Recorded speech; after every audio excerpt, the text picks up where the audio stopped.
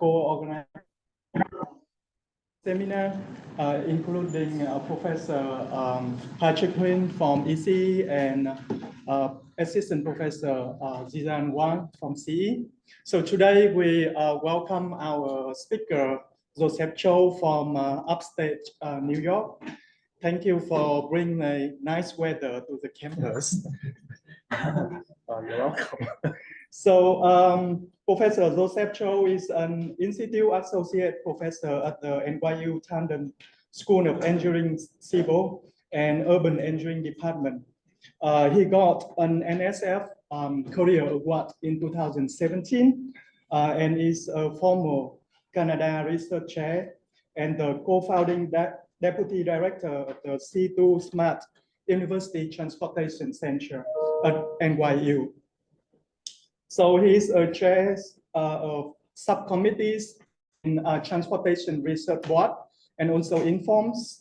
Professor Chow is editor for 3 journals, including Transportation Research Part B, Meteorological Service Science Journal, and also the Transportation Research Records.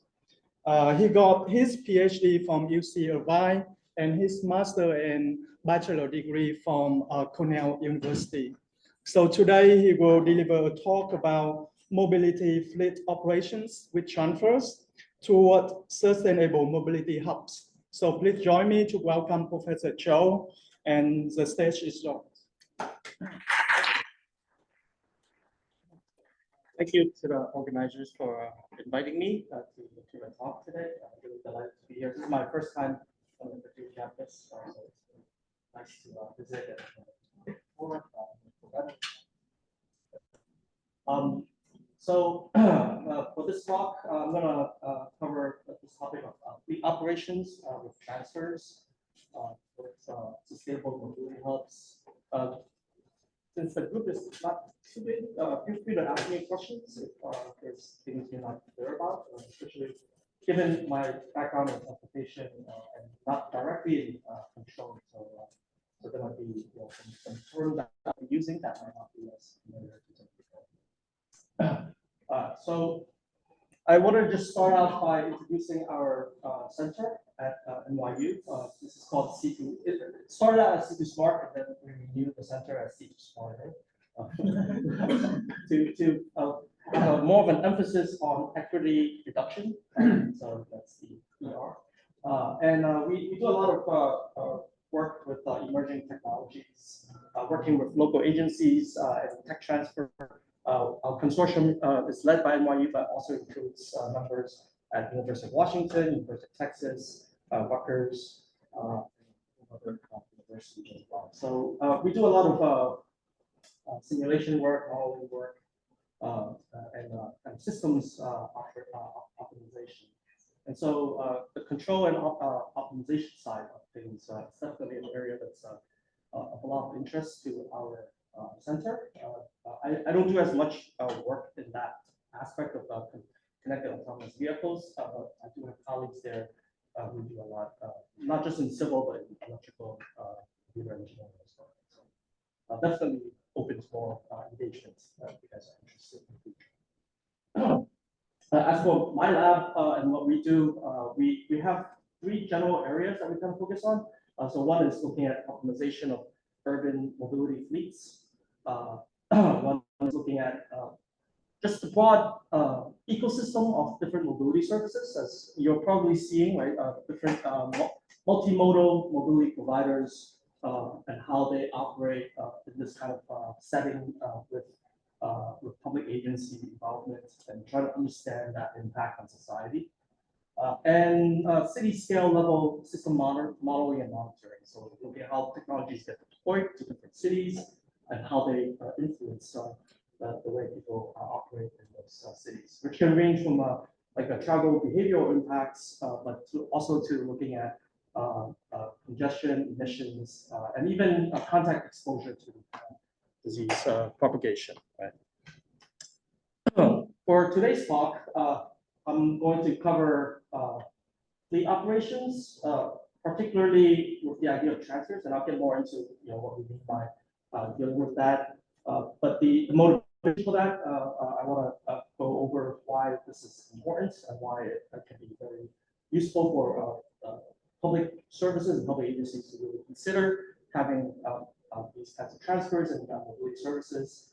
And then some of the work that we've done in the last few years include developing algorithms and models to look at both offline routing with transfers as well as online transfers with applications to electric charging, mobile electric charging, look at autonomous vehicle fleets with platooning and such. And then I'll wrap up a little with just some thoughts that I have about where we're going with sustainable mobility. Okay, so when we talk about mobility services, particularly with shared use mobility services, right? So these are services where you might have one or more passengers aboard making use of some kind of service to get from A to B. There's generally a breakdown of two types. Right? There's the services that are fixed route, fixed schedule. That's the conventional public transit, public transport services, where you have fixed timetables, schedules for when vehicles arrive to different locations, pick up passengers.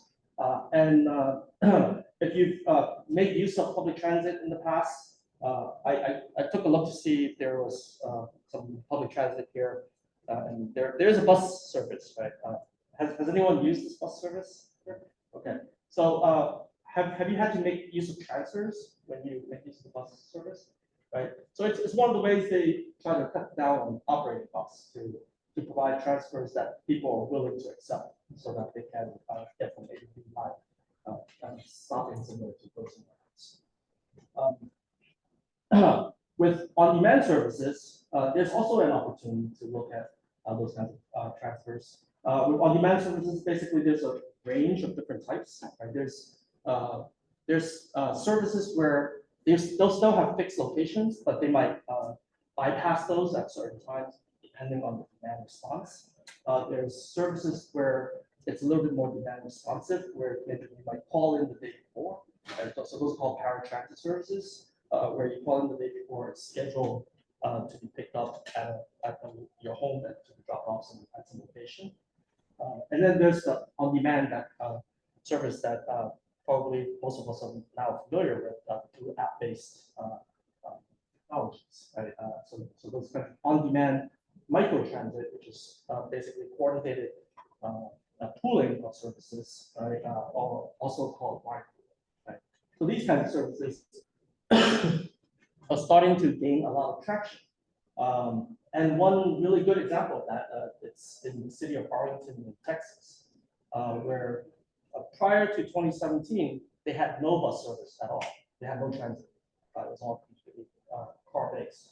And then they formed a collaboration with a company called VIA, which provides this app-based door-to-door microtransit ride pooling service.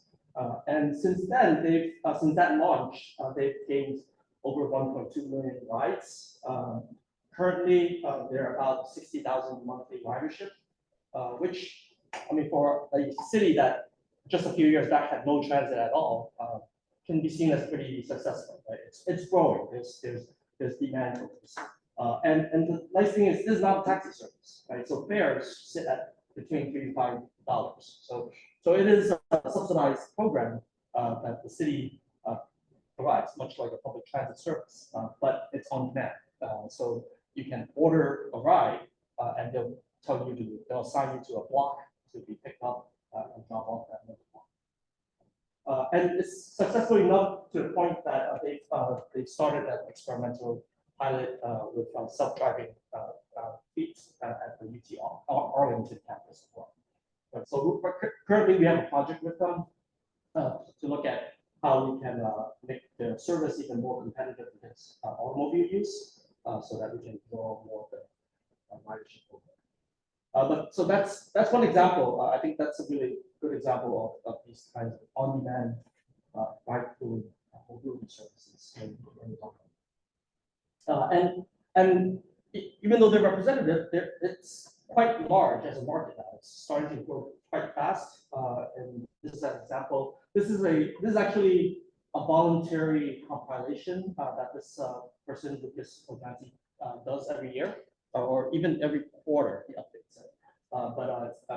It covers worldwide implementations and deployments of these microtransit or light fluid services with different markets in the US or Europe or Asia. You can see they can vary quite significantly from one to another. So it's actually a rapidly evolving marketplace. So it's a very interesting place. It's an interesting field to study. Okay, so despite the growth of this, it's still a very costly operation. So if you're familiar with, like, for example, Uber's operation, they've been operating at a loss for quite a long time. I think only recently they started profiting, and that's not because of their passenger rides, it's because of the Uber Eats, right? So there's this cost of operating these kinds of services, and if you try to understand the reasoning, like what are the best circumstances for really operating these kinds of fleets, there have been studies looking into that. One of the ones I'd like to share is this one from Carlos Fuganzo and his former student, looking at just using analytical models to identify the range of different types of services that would best operate under these circumstances. And so what you see here is two charts that's showing essentially mostly identical information, but the left chart has 1/10 of the demand density of the other chart on the right. The x-axis is fleet size. So as the fleet size increases, and the y-axis is the average passenger journey time. And so the lower red dashed line represents the dominant option among the different options that are available. And you can see that there aren't many areas where these kind of shared ride services really feed out other options. Right? Even in this curve with the low demand density, auto is often a better option than a lot of and as you go further higher, just conventional transit can cover a lot of these ranges. Right? So it's oftentimes very hard to identify regions to really justify these kinds of operations to make them work or not.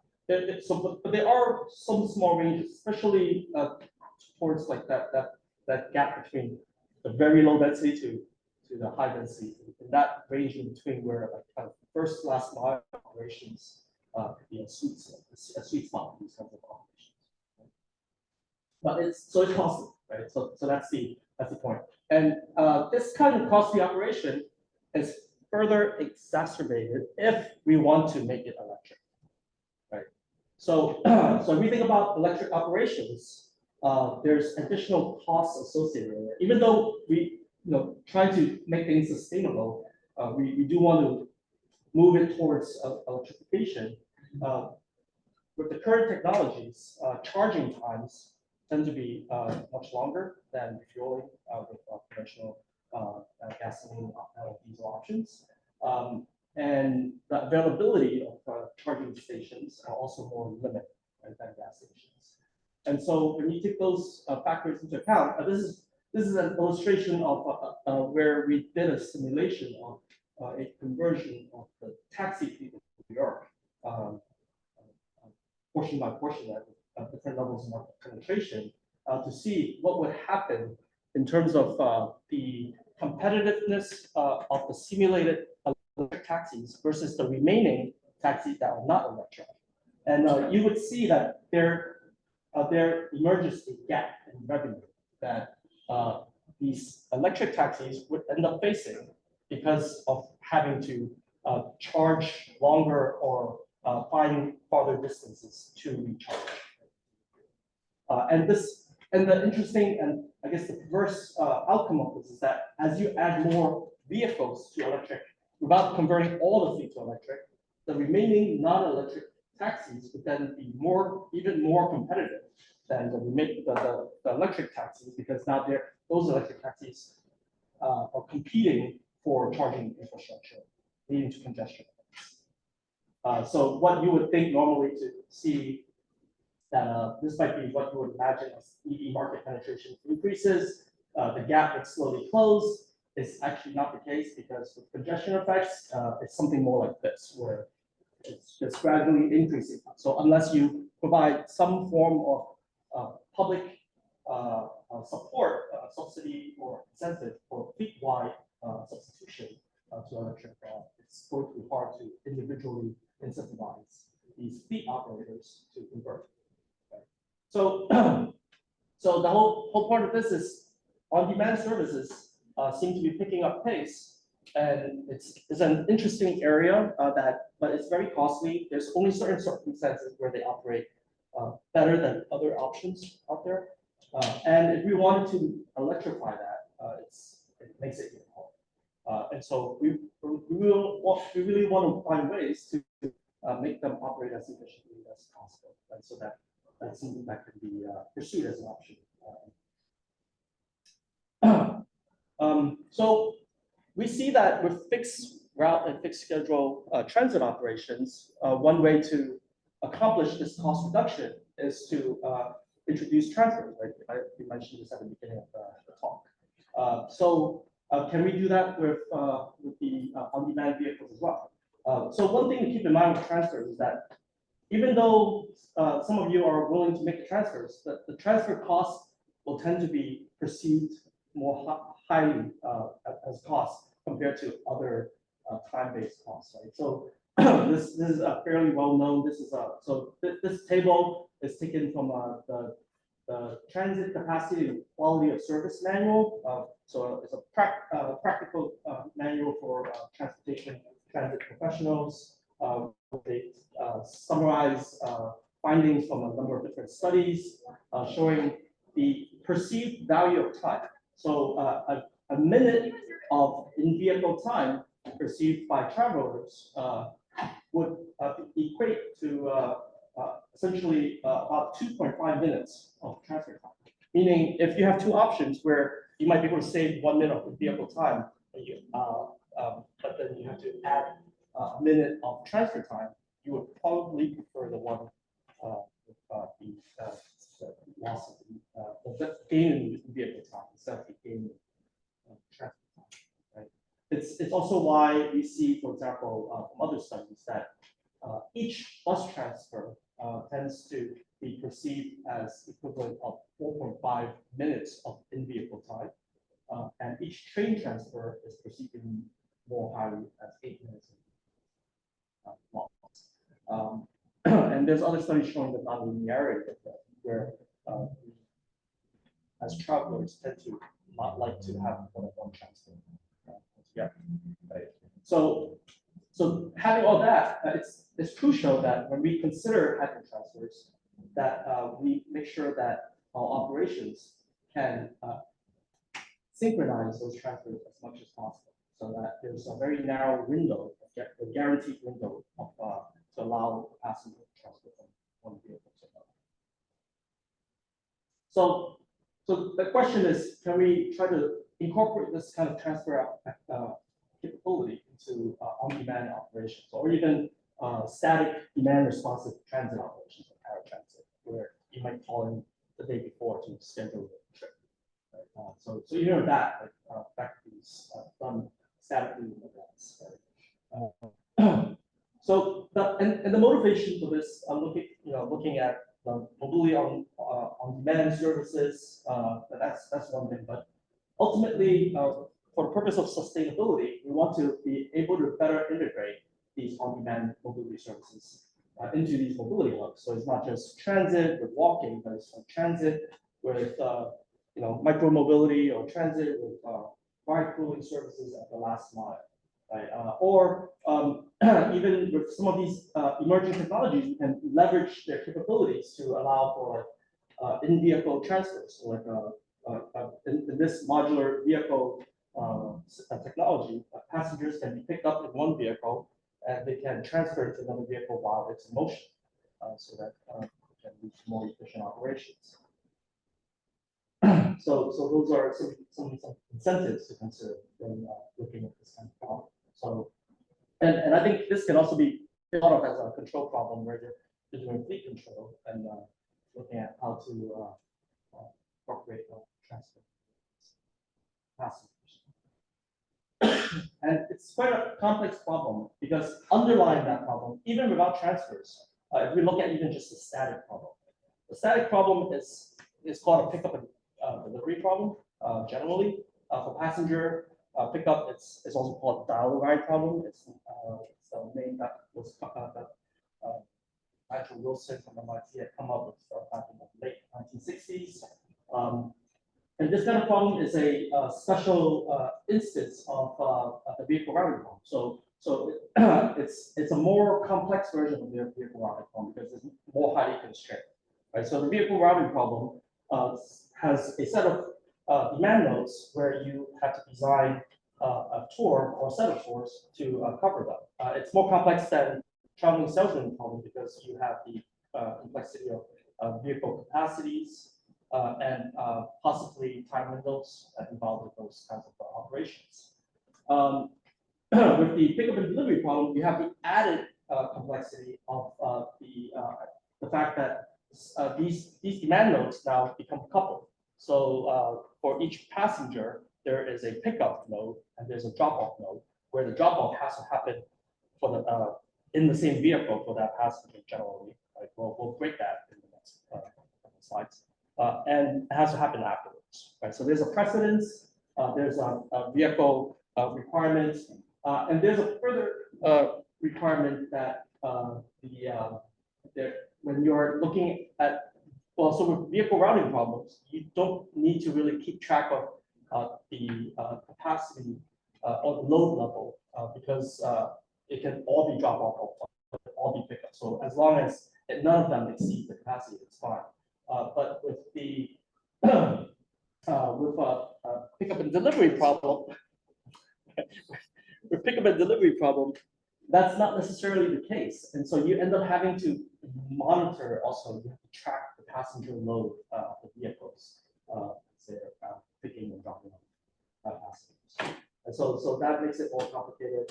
This just illustrates the difference. So the same example where without the constraint, a VRP solution of two vehicles might look like this, whereas when you add in the requirements, precedents, and other things, you can lead to something less efficient just because it has business and additional requirements. So we try to take that base model, optimization model of pickup and delivery problem, and insert the ability for passengers to be dropped off at intermediate nodes so that they can be transferred. Right? So basically, the challenge here is considering the allowance of adding transfers or transshipment points to the dial-a-ride problem. You're still tracking the vehicles, but now you're really having to track the passenger paths separately because they can be moved from one vehicle to another vehicle compared to before. There's additional nodes that you have to consider candidate transfer points. And these candidate transfer points may need to be cloned if you're allowing multiple transfers at the same location. And the transfers may need to be synchronized within time windows because that's, as we saw earlier, synchronization is important. This figure shows the difference between a solution where you have different vehicles picking up passengers and dropping them off at corresponding locations, without and versus with transfer, where you can see that it's just illustratively you can find gains in the reduction in operating costs. So there's definitely an opportunity there, and so we wanted to explore that a little bit more and understand under different types of algorithms how we can further improve that. So in this study published in 2022, we looked at trying to develop first a mixed integer linear programming model that solves the static dial-a-ride with the added transfer locations. So the transfer locations starts with a set of candidate transfer points allowed, and it's optimizing the routes of the vehicles, which can allow for a passenger to be picked up at one location, dropped off at another location to be picked up at another. To solve this model, we devised a heuristic based off of two phases. The initial phase is to solve the problem, assuming there's no transfers, to create a base set of tours, from which then we consider transfer improvements. So we do a search. And so that algorithm that we developed, we call that HA heuristic algorithm PDB set. The PDB set is synchronized on-route transfers, right? So we make comparisons of that versus like if we did not have transfers using a simple heuristic to compare versus solving them exactly. So that's the milk with transfer and milk without transfers. And generally, so comparing exact we see that exact transfers can outperform with transfers can outperform exact without transfers, right? So that illustrates that point that transfers can find improvements. And if we were to do this at a larger scale with heuristics, they can tend to outperform as well. And these were done with smaller examples. So then we scaled it up further. There's just some computation times showing how much savings they have compared to exact solution methods. And then applying it to a larger scale where we considered a grid of like 200 by 200 potential transfer nodes with 300 different randomly generated requests and 100 vehicles operating in space, how that would look. So in the graphic here, every red point is a place where a transfer was generated as an outcome of the algorithm. And so we observed that quite a big portion of the vehicles routes end up finding improvements with transfers, first of all. And then second of all, for the heuristic itself, the overall improvement, so that the improvement in terms of cost, the cost includes both user or passenger costs in terms of the journey times, as well as the operating cost of the fleet in terms of vehicle miles traveled. And so that cost itself does not see much improvement overall, because partly there's trade-offs, right? That's being made when you're adding transfers. It could increase the journey length of passengers, for example. But when we break down those costs into different components, we're seeing that at least in this example, where it's we try different sizes of the space as well. It could benefit as much as 20% reduction in VMT operating this kind of service. So that seems promising, especially from the sustainability point of view. If you wanted to reduce emissions, lowering VMT for serving the same number of customers is right? So given that promising number, we wanted to see, well, how well would this then behave in an online setting, right? So in the online setting, the problem changes, right? So we're no longer solving a static optimization model given all demand points anymore. That this becomes a market decision process over time, kind of like a control problem. So over time, you get requests, and then you're adjusting your fleet's dispatch to meet those requests and operate in that setting. And you have to devise a policy for operating your fleet.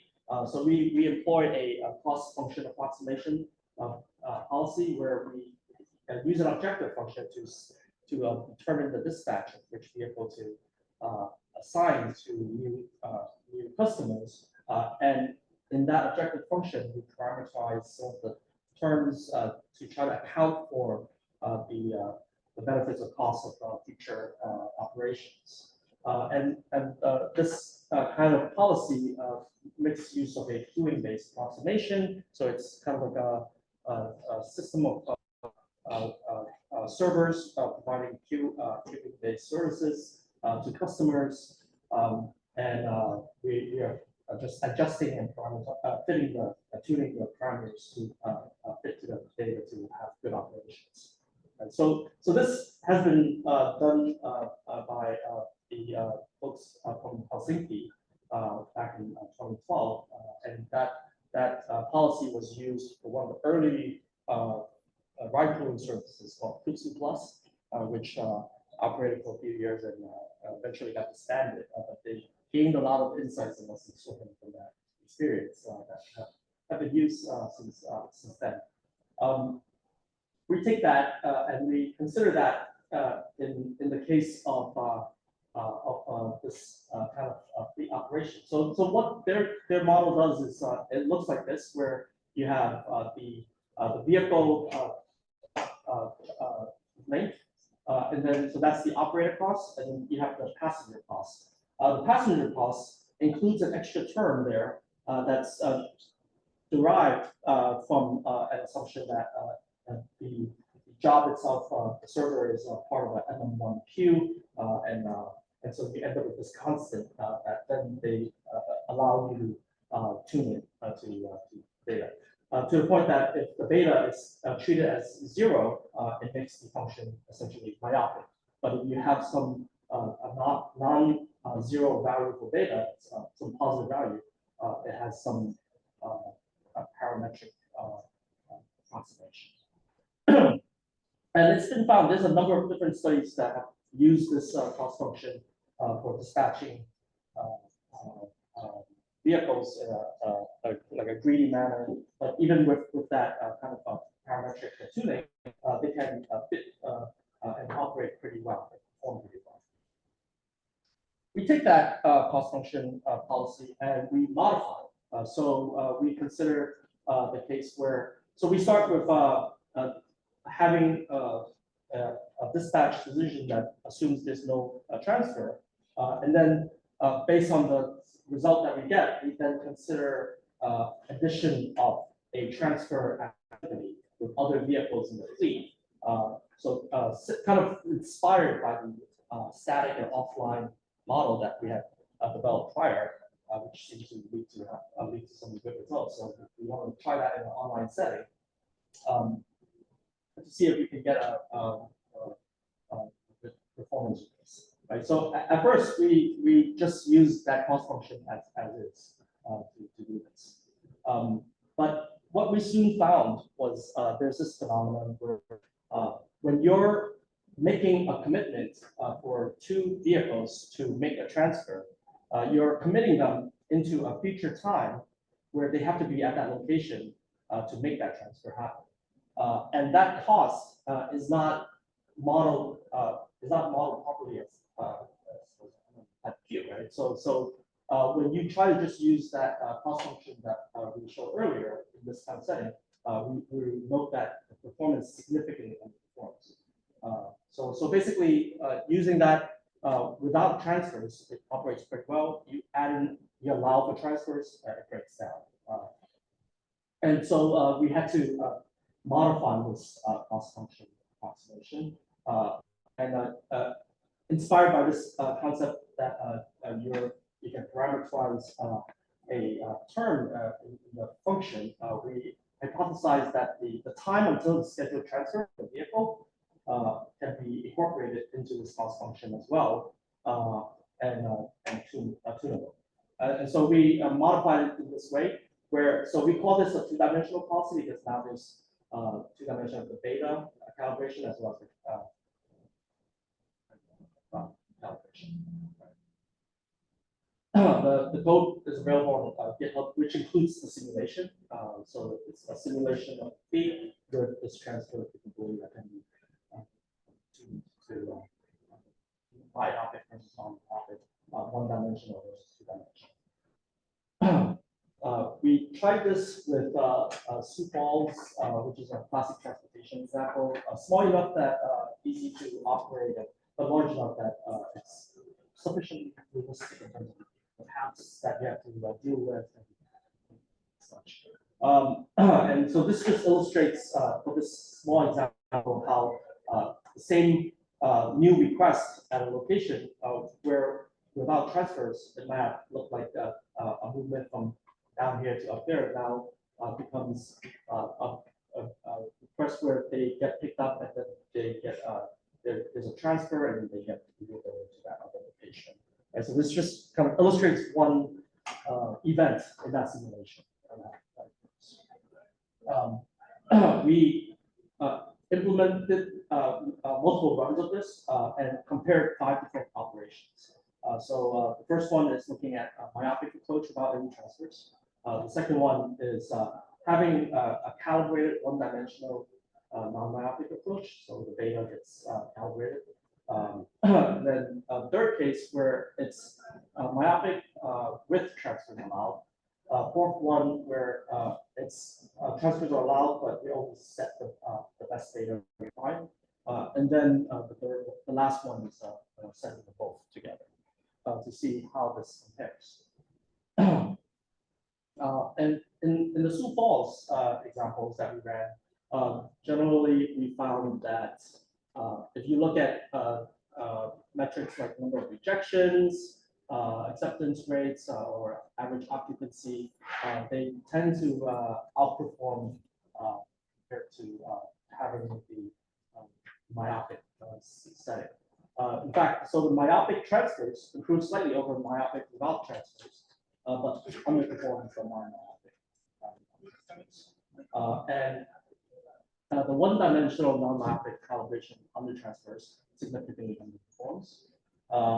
And so once we remedy that with the two-dimensional policy, that seems to significantly improve. So there's a promise there, but it's all done on a pretty small scale network. And so we tried to apply this to a real data set in Hamburg. So this whole project was funded by Moya, which is a subdivision of Volkswagen, and they operate an all-electric fleet in Germany in multiple cities, but Hamburg is the biggest operation. And so we were running this, so there's about size. I think it's about 200 vehicles, I forget exactly. Over a 24-hour period, but it's not they're not always operating. So we actually start the simulation at 4 a.m. To simulate the time day using the real data that we have. And this simulation is actually one of the visualizer that's used with this multi-agent simulation from Matson. So we coded our simulation in Java and then ported it into Matson as an extension. So technically, there's a code out there that you can use to generate this in any Matson simulation with transfer equivalence. But it's not that part's not out there. With the Java code is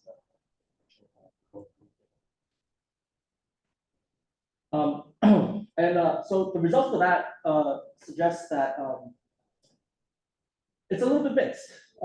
So when we look at the non-myopic, they do find improvements over the base case, like the myopic without any transfers.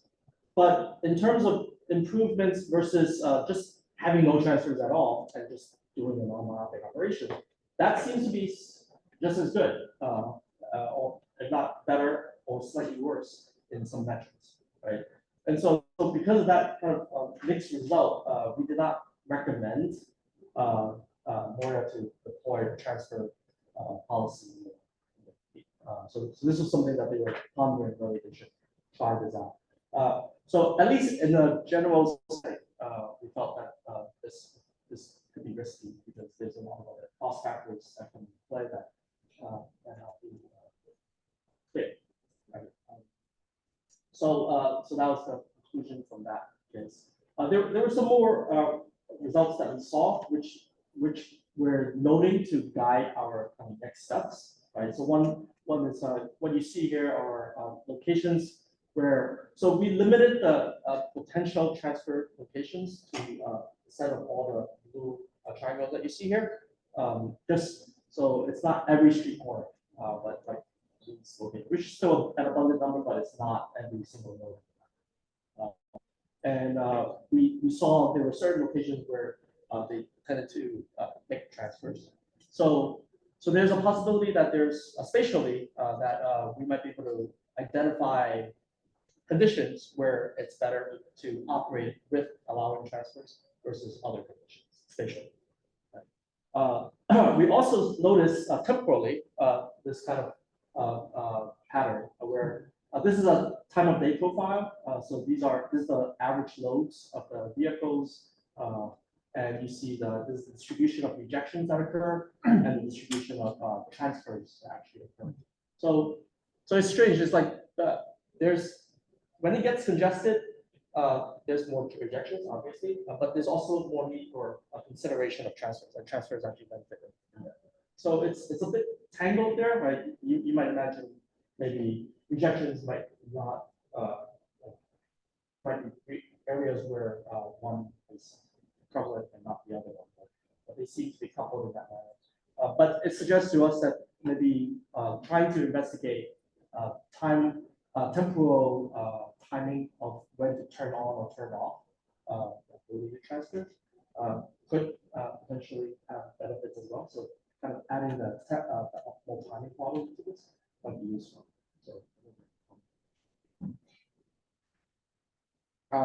So how's my time? Yeah. Okay. Yeah. So next steps. We're looking at ways to improve this. So the Moira study was pretty short. It was an 8-month contract. So we did what we could in that period of time. But other things that we want to look forward to and open to collaborations, of course, because we have access to the data, we have our code, we can modify. One thing is looking at automating the parameter updates using techniques like patient optimization, maybe replacing part of the cost function structure by embedding deep learning. So it's not just a simple term, but have a multi-layer structure might provide more better fitting. Implement some kind of optimal timing algorithm to toggle the transfer based on the system congestion level. Identifying subregions where transfers are allowed and others where they're not.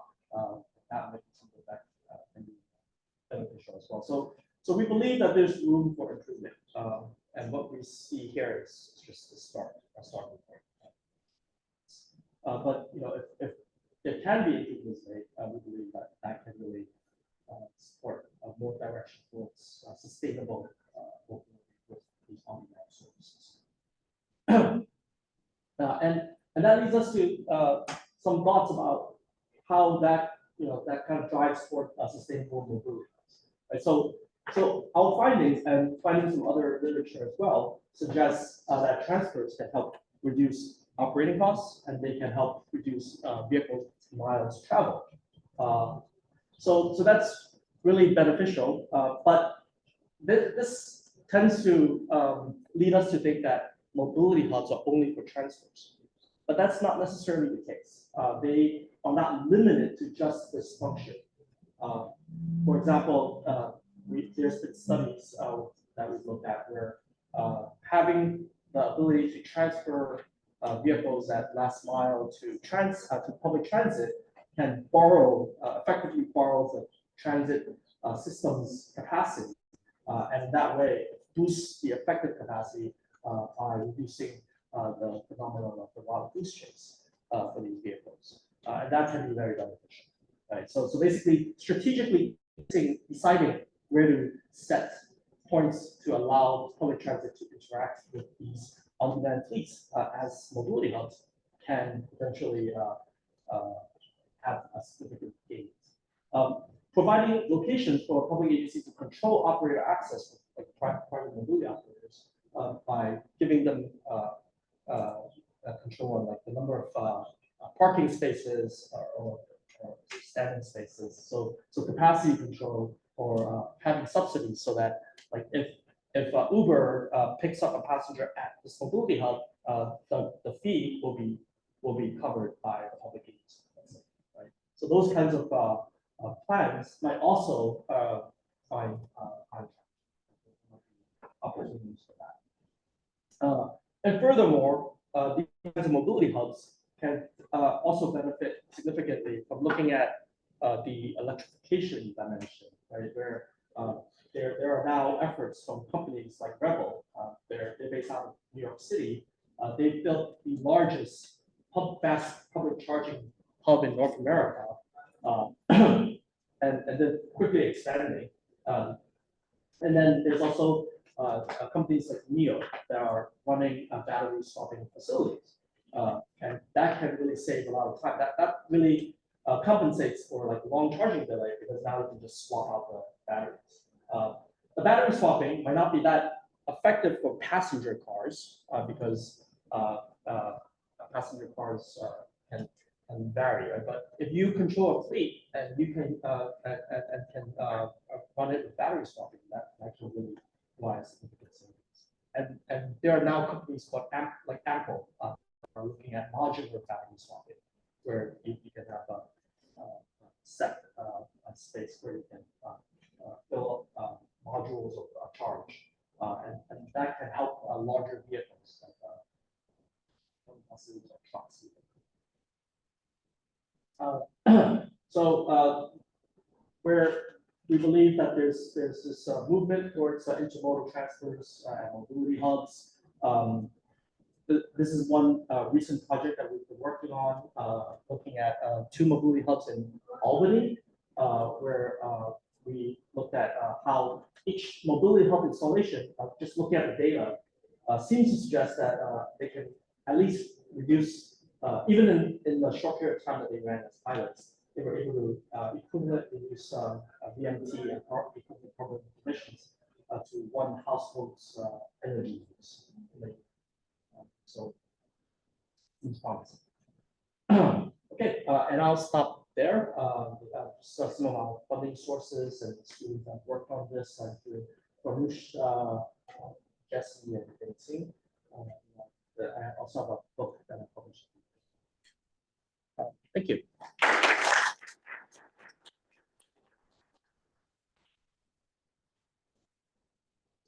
Thank you very much for a great presentation. So it made me think of like many of you might work in like hardware or software thing, right? But once you open a startup company like Uber or Lyft, those things related to like operation and management come to play, right? So is there any question from you guys? Two questions, I guess. One was computation time on the computation algorithm. Yeah. How was that? Yeah, the computation time, yeah, I guess I didn't show it for the online algorithm, right? It was pretty, it wasn't too slow, so I don't remember the numbers, but you can run it in real time. Okay, great. And the other question is with the transfers, I don't know if this is a situation, but imagine you've got 3 friends, they all want to get to the same location at the same time. Yeah. Are those kinds of problems handled like this? It could be if you modify further. Right now, it doesn't recognize that they want to be together at the same location, but they would be recognized as different origin and destination points. But if they have a common destination at the same time, they might end up on the same vehicle to get there. But that could be further customized to, I mean, there are logistics problems that account for familiarity of the operators or familiarity of the passengers. For example, there been studies looking at how like seniors, when they request trips from paratransit, they want to have the same driver each time, right? So those kinds of constraints can be incorporated to allow for that. When it comes to installing the mobility hub in the city, it comes to me that we might need more spaces for parking, especially for modality. So when it comes to like New York cities, what is the cost of trading off between you have the mobility hubs and you estimate to buy more spaces versus without any mobility Yeah, I think that's a really great point. I mean, so at that point, you have to consider like the land uses involved, and whether or not you have to, replace, so, that's, I think that you have to do some kind of like economic, but I think they can also be valuable, right? So like if you have, I mean, now there's already garages and parking, on the street parking is already there, but like if you can take certain spaces and have a parking lot and convert that into a facility that's includes charging and has access for other vehicles, and maybe incentivize these vehicles to serve customers at a lower cost, that can have value to neighboring communities too. Right, so some of the business models that transit